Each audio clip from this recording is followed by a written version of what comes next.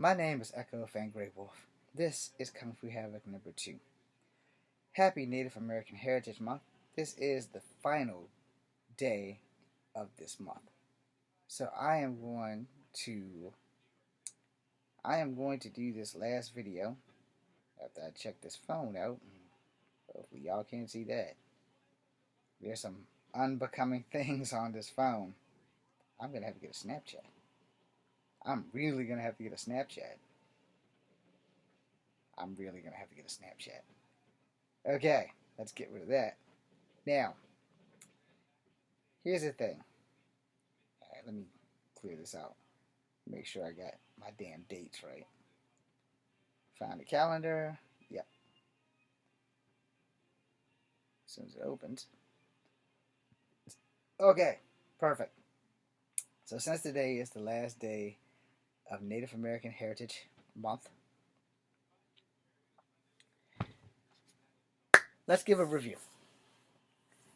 If you've gone through all my videos, you've known that this month was about Native American heritage. I will probably not do another month of somebody's heritage because that was like really, really fucking hard. I gave you as many comic book characters as I could find from Marvel and DC. I honestly dropped the ball. I did not go looking for Image. I did not go looking for Dark Horse. I didn't go looking for Harbinger or Harbinger. I did not go looking for Tops. I did not go looking for IDW. I didn't look for many independents because as many heroes as Marvel and DC have for Native Americans, I thought I'd have enough. I actually had more than enough, but there just wasn't enough information to share and give and pictures and things like that. But what I hope I did was inspire you to go look for these characters for yourself. So I did give you homework assignments. I haven't had time to check any of the comments, so if any of you guys put anything in the comments, I'm sorry right now. I haven't had time, focusing on school, trying to make sure I get everything done, so that way shit won't go wrong. I also got to make sure I check the teacher tomorrow to make sure I haven't missed any assignments, because I've been busy this month. Want to make sure everybody understands a few things. As a mixed native, I have to fight harder than non-mixed natives to grasp my culture because they have the blessings of actually having the culture. I have to grasp harder at trying to figure out how I'm going to fit into this life because full natives already have it. I have to grasp harder on the fact that there's a lot of native infighting, especially on TikTok with light natives and dark natives and middle natives, and I fall somewhere in there because I'm a mixed native. I don't know what they're going to think. I have to thank all of the natives and indigenous that have accepted me with little to no fuss versus the people who don't want anything to do with light skin or mixed natives. Okay? And I know that sounds horrible, but that's just the way the world works because acceptance is a thing that if you are mixed, you kind of have to fight for. You might not want to believe it, you might not want to hear that shit, but it is what it is, and you have to fight for your acceptance. Now, the thing with superheroes, and this is why I did this, because I got this book. It took me 2 years to get this book. 2 years. And I meant to read this book. I have not read this book. I read one story, which was Silver Fox's story, and she's not even on the cover. And, Danielle Moonstar is one of my favorites. This is Werewolf by Night, the Native American one. The original was not Native American. Then, I want to say that that's Echo. That's Forge. I have no idea who the hell she is. But that is American Eagle. I did glance at his story. He's old in this book. This is Danny Moonstar. And this is Warpath. And this is Echo. Danny Moonstar was one of the first Native American superheroes that I ever knew. Because if you read the first X-Men with Thunderbird, he's only in that one book. Now, as far as the other ones, I will say, if I was a girl, Danny Moonstar is who I want to be. Alright? Danny Moonstar is who I want to be. If I had to be a girl, that would be it. If I couldn't be her, then it would be a toss-up between Jubilee and Meltdown. Jubilee, Jubilation Lee, X-Men, Meltdown, a.k.a. Boomer, a.k.a. Boom Boom, a.k.a. Meltdown. Alright? Exterminator, New Mutant, X-Men. Alright? Unlike all the other X-Men, like Jubilee, who skipped being a New Mutant and went straight to being X-Men. Well, Danielle Moonstar was a New Mutant. She never became an X-Men. She may be one now, but she never became an X-Men. She went from New Mutant to Valkyrie to X-Force. And then X-Men started getting fucked up. So that kind of made me stop reading comics. Anything before 2010, I'm more than willing to go back and pick up. Anything after 2010, I want nothing to do with it. Like, at all.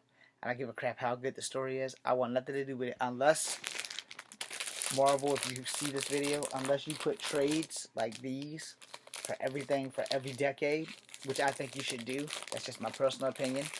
If Marvel's listening, I need a job, but also, you should make trades of every decade of X-Men from 1963, because there should be 12 episodes of that because of the year 64, 65, 66, 67, etc., etc. There should be trades of every decade of comics, right? And if I was in charge of Marvel, that's exactly what would be coming off the hot presses. I said I want all these things. They're like the X-Men classics, reprinted, but not X-Men classics as the entire Uncanny run, just a reprint. Won't be worth anything, but there'll be a trade. Every bit of them, every decade. The first 10 years, second 10 years, every decade.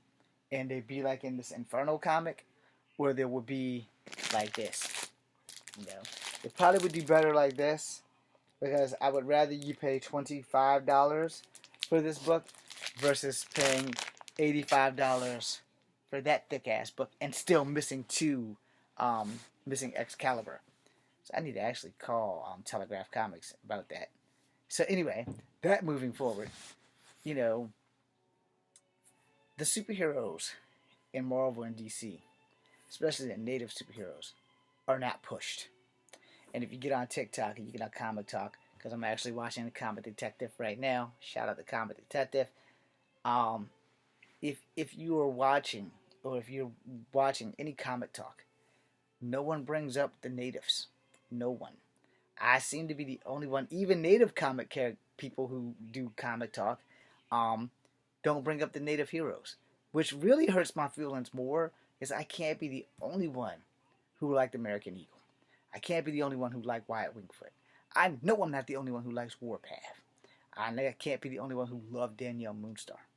And that's just to name a few.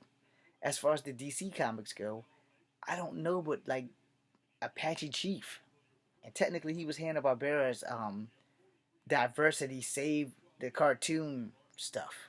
You know, and it's a real difficult situation where, all right, as comic book characters go, you have a lot of Asian characters. You can name them. You can name Silver Samurai. You can name Wolverine's wife Miracle. You can name Lady Deathstrike. You can name what the hell is her name? I forgot her damn name. But you can name her. And you can name Jubilee. And you can name Kiwan. I'm pretty sure I butchered that, but that was Asian Psylocke before she got her shit back. You can name Silver Samurai. No. And you can name all of their names versus their code names. And you can name those 5 guys that tried to beat the shit out of Iceman because of Opal. And then after all that, they turned Iceman into a homosexual. So that fucked it up. Also, you can name Northstar and his twin sister because they're Asian. So, but you can name it. You can name Amadeus Cho because he became the fucking Hawk. He was the Green Hawk, then he was the Red Hawk. I don't know what he's doing now, but you can name them. But when it comes to natives, that's it. When it comes to those gauntlets, they don't even bring up the gauntlets. They never even make it to the gauntlets, which is really fucking sucky. Because there's a strong native. There's always a strong native. There's a native that can shoot projectiles, and the only native that probably won't be in the gauntlet is the only one that I know for sure that doesn't have powers, which is Wyatt Wingfoot. But that's it. But you can always name the other people. You can name all the white people. You can name the majority of the black people. You can name all of the Asian people. you can barely name any of the natives. And again, um, Marvel did one native that was pretty wrong, and that was the Cherokee Kid, I think.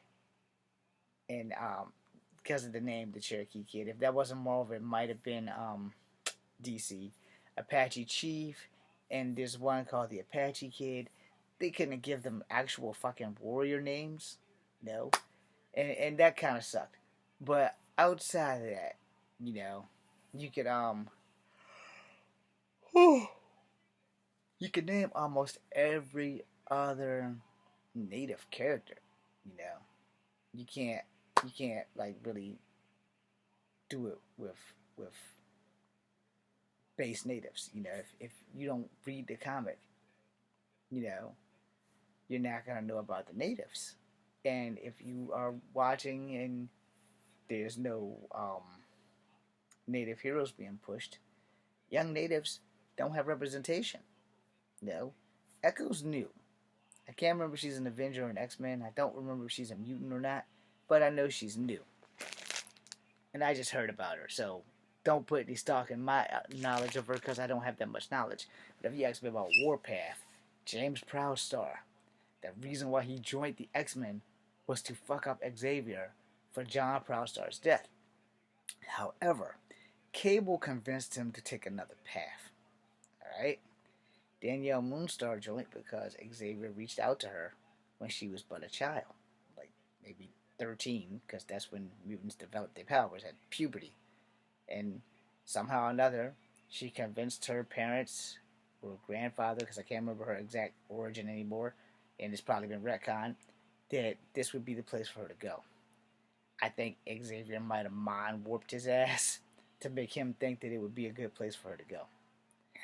I'm sure he had no idea that she would be a pawn in Xavier's fight against evil. You know, you can also count Magma as a native of Brazil, even though I think it's like a disguise or some shit. But before that was retcon, she was a native of Brazil. Don't ask. Same thing with Roberto da Costa, aka Sunspot. He is a native of Brazil. He's mixed, I believe, because his dad is black and his mom, I think, is a native of Brazil. Or both of his parents are both black and they're both natives of Brazil. But when he powers up, he turns into a big black person that's really super strong. Doesn't get that big, though. He stays the same size. He just increases in strength. And then, you know, there are very few teams outside of the X-Men and Alpha Flight that have natives. Because Alpha Flight has 4 natives. Or 3 natives. Let's go with 3. Because they have Talisman, they have Shaman, and they have Snowbird. Alright? But, you know, the thing is, and yes, that's something bit me in the rear, so I'm scratching it. Somehow or another, there's not enough natives being pushed for characters. And as long as there's no natives being pushed for characters, there's no native representation. Which is why, if you're 49 years old like me, you can remember Apache Chief. Because Inuk Chuck was part of your life almost every freaking day after school. If you had USA Network, it came on every day, but the new episodes only came on Saturday on ABC Channel 8 or ABC Channel 3, depending on your TV. And if you're old enough to remember where you was your mom and dad's remote control, hey, Jimmy, go turn the TV. Stop. Commercial. Wait for the commercial. After the commercial goes off, the show's on. You watch just like a minute of it, turn TV. Go to the next channel. But it wasn't like a one channel thing, because with my dad, he didn't have cable. He only had 3 channels. There's like Channel 3, Channel 6, and Channel 10. Because they got Wavy 10 in Newport News and Smithfield. So you go to Channel 3, and you go to Channel 6, and then you go all the way to Channel 10. Until he bought his 4 model TV where he actually had a remote control. And then in my room, oh yeah, he also had the UHS and VHF where you had the little rabbit ears and that kind of shit. So you had to do that. So if you're 49, you remember that shit. And the UHF had 3 TVs, 3 channels. So if you lived in Smithfield, your channels was Channel 27, Channel 33, and Channel like 15 or some shit. So, hey, I've been a remote control for quite some time. But you level up every now and again. But even back then, they never really had Native Americans on TV outside of the westerns, and a lot of the westerns were like BS, and they always made the natives the bad guys, which is why me being part native, I always wanted to be the cowboy instead of the Indian.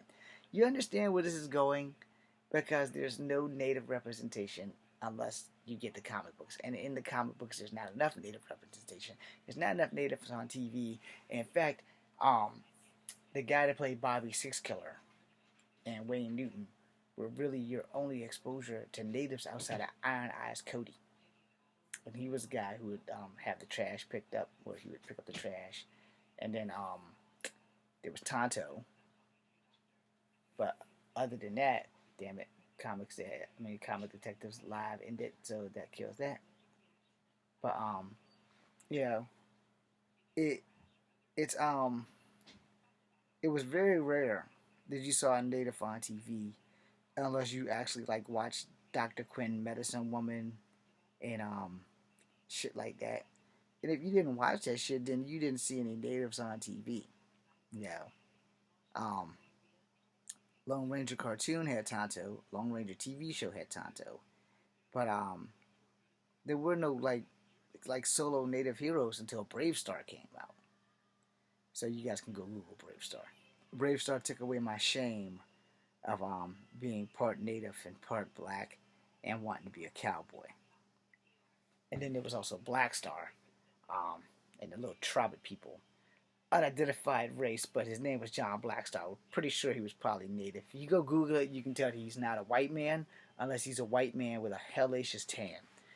Anyway, there's just not enough native representation in cartoons or TV. Now, granted, there are some native shows now. I haven't watched them. Um, Shapeshifters, I can't remember what it was called. I did watch that series about a shapeshifter because he was like going to be killed by his father, and I missed the last episode because they never brought it back. But that the father, I think, was Coyote the Trickster. Dude turned into crows and all kinds of stuff. It was awesome as fuck. But I never got to see the end of it, and it came on the CW. Um, Freaking towards the end of Supernatural, they started dealing with Native American deities. I have not watched Res Dogs, and there's another one on A&E that I don't know of. And I do know that the only zombie show that dealt with Native Americans, as far as I remember, was Z Nation. I don't recall seeing any Native Americans in um, The Walking Dead. I'm gonna have to look and make sure.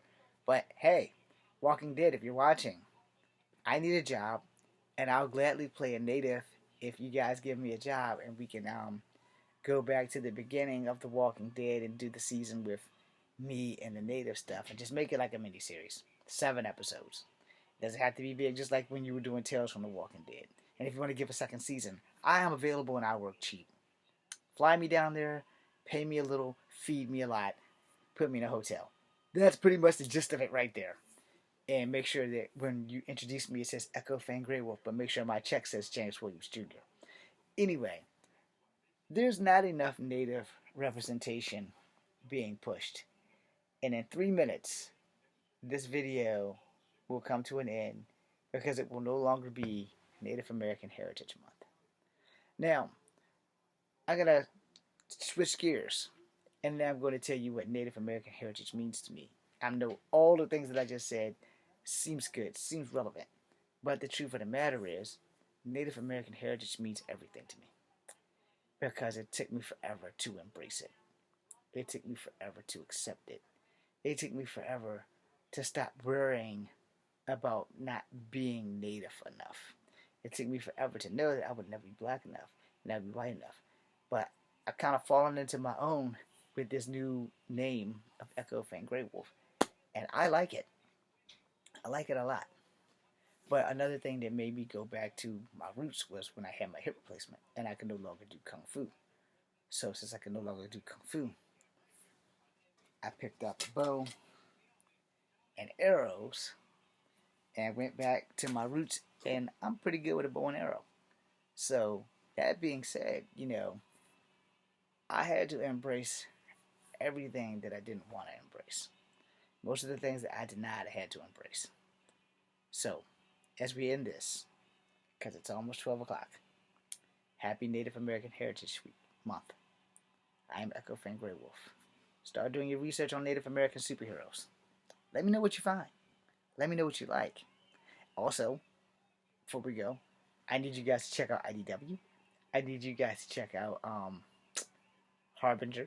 I need you guys to check out Image. I need you guys to check out Tops. And see if you can find some Native American characters in there. Some honorable mentions before we go for DC Comics. Apache Chief.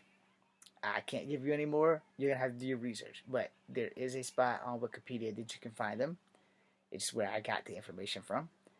For Marvel Comics, the ones I want you to check out: Echo, Danielle Moonstar, American Eagle, John Black Crow, Warpath, Puma, Scalp Hunter, missing somebody, Wyatt Wingfoot. I want you to check those guys out because they're pretty cool. And in closing, if you're a native and you're watching this by the grace of God, please embrace your native heritage. Happy Native American Heritage Month. I'm Echo Fan Grey Wolf. This is Kung Fu Epic number 2. Be seeing